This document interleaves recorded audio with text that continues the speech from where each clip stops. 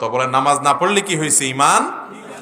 ইমান বলে ঠিক আছে। যে নামাজ পড়ে না, ইসলামে তার কোনো ভাগ নাই, কোনো হিস্সা নাই, তার কোনো অংশ নাই, তার কোনো দাবি নাই ইসলামে।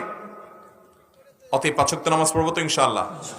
অনেক ইমামদের মতে ইচ্ছাকৃতভাবে নামাজ তরক করলে সে মুসলমান থাকে না, সে মুসলমান থাকে না। আমাদের দেশে তো বেনামাজিদের আবার বড় গলা, চোরের বড় গলার মতো বলে নামাজ না পড়লে কি হয়েছে? ইমান।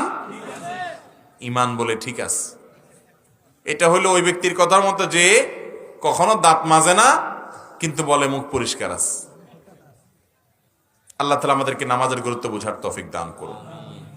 ভাইরা আমার, মুসলমান কখনো নামাজ ছাড়তে পারে? নবী করিম সাল্লাল্লাহু আলাইহি সাল্লামের যুগে কোন মুসলমান, এমনকি নামকেও আস্তা মুসলমান যেগুলো মুনাফিক ছিল, ওরাও ৫ ওয়াক্ত নামাজ পড়তো, ওরাও নামাজ পড়তো। তখন নামাজ পড়লে তাকে মুসলমান মনে করা হতো, নামাজ না পড়লে মুসলমান না, সেটাই মনে করা হতো।